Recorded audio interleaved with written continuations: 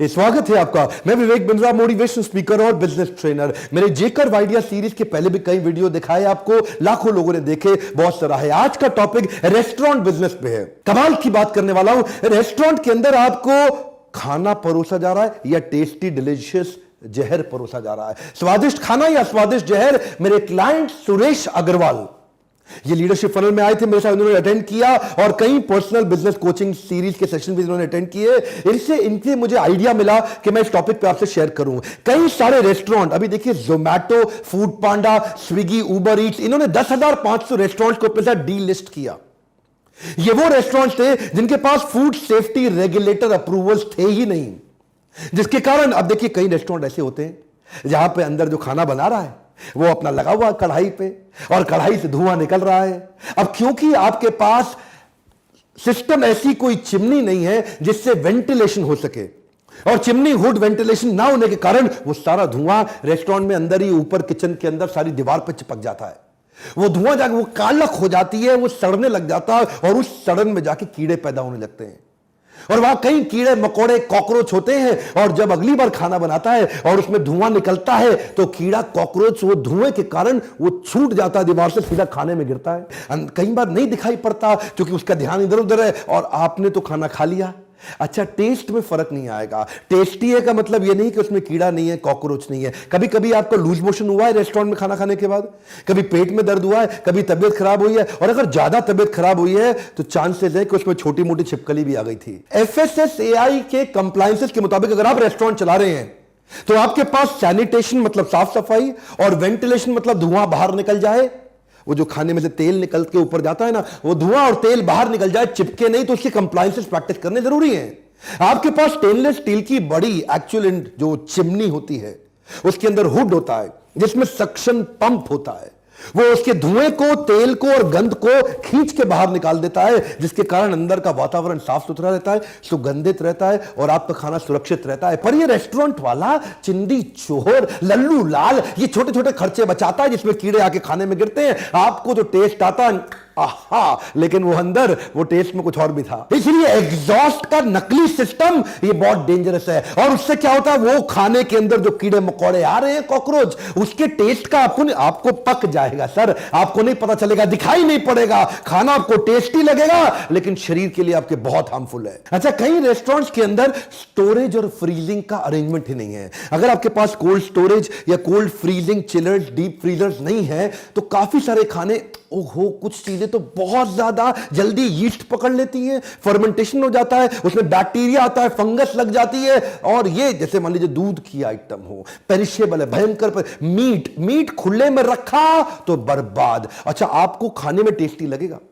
आपको थोड़ी पता चलेगा। सड़े हुए टमाटरों की चटनी बना के खिला देते हैं, क्यों? उनके पास फ्रीजर नहीं है। और जो चीज सड़ रही हो, जो चीज गंदी है, उसको जरूर फटाफट निकाल के आपको दे दे, क्योंकि एक्चुअली क्या है ना, मसाले और तेल का इतना तेज महक होती है, इतनी तेज गंध होती है कि उसके टेस्ट के चक्कर में सड़े हुए खाने का पता नहीं चलता और बाद में आपका पेट बताता है आपको। ये दूध, मीट, चटनी, जूस ज्यादा देर तक हवा में एक्सपोज होने के कारण इसमें micro organism, bacteria, yeast, mould अपने आप पैदा हो जाएगा। उसके कलर और फ्लेवर में फर्क आ जाएगा। ब्लास्ट चिलर, डीप फ्रीजर ना होने के कारण आप, लेकिन मसाले चटनी के चक्कर में आपको टेस्ट में पता नहीं चलता। अच्छा, ये मशीनें बहुत महंगी नहीं है, ये 65-70 हजार से मशीनें चालू हो जाती हैं। 1 लाख में तो अच्छे अच्छे फ्रीजर आने शुरू हो जाते हैं। मून स्टार कंपनी, ये जो हमारे अग्रवाल जी की है, ये यही तो सारी मशीन्स बेचते हैं। लेकिन हमने क्या ऑब्जर्व किया, लल्लू लाल रेस्टोरेंट वाले को कोई मतलब नहीं कि आपको क्या मिल रहा है, उसको आपकी वो तो बस चटकारे वाला खाना दे दे,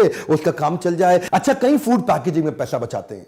ये क्या है, फूड ग्रेड प्लास्टिक डिस्पोजेबल लाते हैं। FSSAI के नियम के मुताबिक फूड ग्रेड प्लास्टिक डिस्पोजेबल्स हैं, लेकिन ये लल्लू लाल क्या करेगा, ये उस जो ग्रेड का प्लास्टिक होना चाहिए वो लेने की जगह ये पन्नी में, प्लास्टिक की पन्नी के अंदर गरम सब्जी डालेगा, वो थर्माकोल की प्लेट के अंदर गरम गरम खाना डाल के खिलाएगा आपको।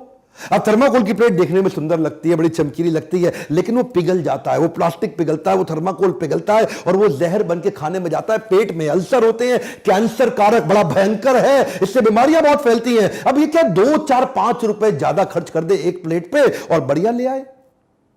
जो ग्रेड बताए गए एफएसएसएआई के नियम के मुताबिक, इसमें 2 4 5 7 रुपए से ज्यादा नहीं लगता। वो बिल आपसे चार्ज करेगा 70 80 100 रुपए का, माल आपको खाना खिलाएगा, एक मील खिलाएगा, लेकिन अगर उसमें 2 4 5 रुपए वो फालतू खर्च कर दे, आपका जीवन सुरक्षित हो जाएगा। अच्छा, जिधर वेंटिलेशन सैनिटेशन है नहीं, तो मद्रासी जो डोसा बना रहा है ना, अंदर आपके लिए डोसा बना रहा है, और वो पूरा पसीने में भीग गया, लुंगी पहना हुआ बनियान में, वो पसीना ऐसा फेंका, वो सारी छींट आपके डोसे में गिर गई। आपको तो खाने में बड़ा स्वाद आ जाता है जी, पसीने का नमक भी आ गया, टेस्ट, एडिशनल मिनरल मिल गया आपको, लेकिन क्या आपकी हेल्थ के लिए ठीक है ये? अच्छा, Suresh ji professional kitchen equipment और मशीनरी बनाते हैं, जो उनकी कंपनी है ना मून स्टार इंटरनेशनल।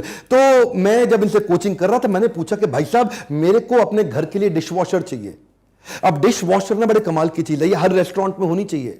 असली रेस्टोरेंट का चेहरा उसके सामने से नहीं दिखता है, उसके पीछे से दिखता है। उसे किचन के एरिया में जहां कोई घुसने नहीं देगा आपको कभी भी, किचन के पीछे जाइए, वहां 2 टब पड़े होंगे। बर्तन कैसे धुलते कभी देखा है आपने?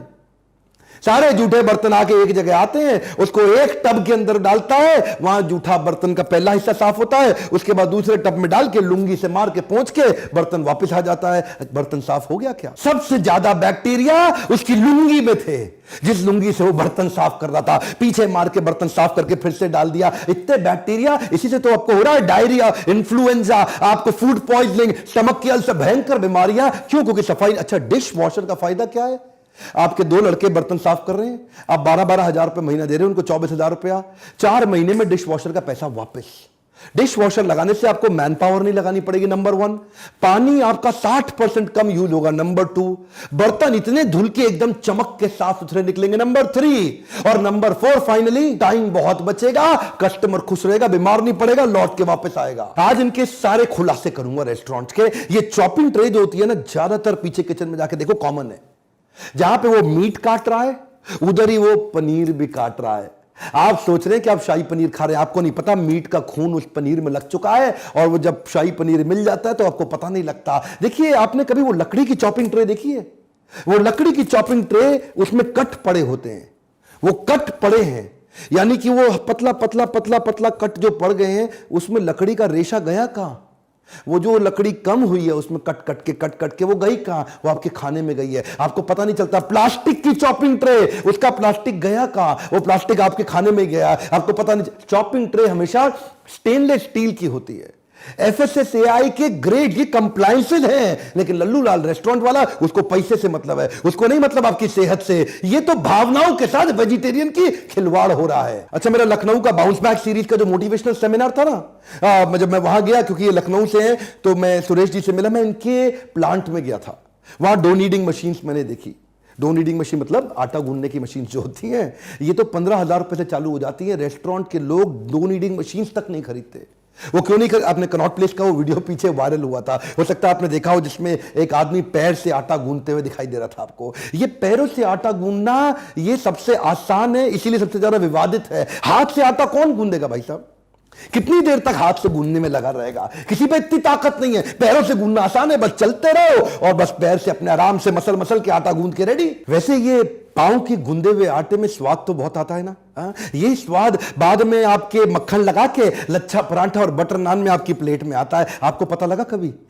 नहीं पता लगेगा। पीछे क्या हो रहा है आपको नहीं पता लगेगा। कई किचन बेसिक लाइट्स तक पे खर्च नहीं करते, और बेसिक लाइट तक पे खर्च ना होने के कारण, अंधेरा रहने के कारण अंदर आपको क्या मिलता है आपको पता लग ही नहीं सकता। एक्चुअली इसी चक्कर में मून स्टार इंटरनेशनल के साथ मिलकर हम यही फोकस कर रहे हैं कि 2025 में रेस्टोरेंट की इंडस्ट्री में जो प्रोसेस्ड फूड खाने वाला जो हमारा मार्केट इकोनॉमी 72 ट्रिलियन रुपए का होने वाला है, और इतना एक्सपेंशन होगा। अब चाहे क्विक सर्विस रेस्टोरेंट हो या फुल सर्विस रेस्टोरेंट हो, अच्छे अफोर्डेबल किचन की जरूरत तो सबको है।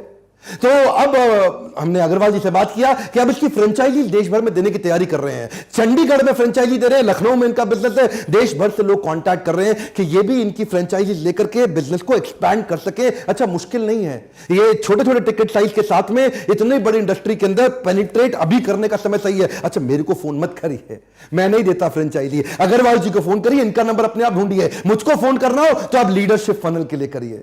अगर आप भी चाहते हैं आपके बिजनेस में आपको जे कर्व मिले, अगर आप भी चाहते हैं आपके बिजनेस में आपको ग्रोथ एक्सपेंशन मिले, वो सारे स्केलेबल मॉडल समझ में आए, अगर आप भी चाहते हैं कि आपका कोई प्रश्न है जिसका उत्तर आप विवेक बिंद्रा से डायरेक्ट पूछना चाहते हैं, तो अभी काउंसलर को फोन लगा के पता लगाइए अगली लीडरशिप फनल की तारीख कब है। और अगर 4 घंटे का मोटिवेशन सेमिनार अटेंड करना चाहते हैं तो बाउंस बैक में आइए। और एक रिक्वेस्ट करूं, इस वीडियो को रेस्टोरेंट ओनर को दिखाइए, दोस्तों को दिखाइए, परिवार में अगर आपके बच्चे गलत खाना खाना चाहते हैं उनको भी दिखाइए कि अंदर से हालत क्या है और बाहर से हालत क्या है। और हमारे साथ जुड़े रहने के लिए, वीडियोस को हर बार लाइक करके हमारा उत्साह बढ़ाने के लिए, चैनल को सब्सक्राइब करके बेल आइकॉन हिट करने और करवाने के लिए, कमेंट बॉक्स में अपने प्रश्न पूछते रहने के लिए, वीडियोस को देश भर में पहुंचाने के लिए हर बार की तरह इस बार भी बहुत बहुत धन्यवाद।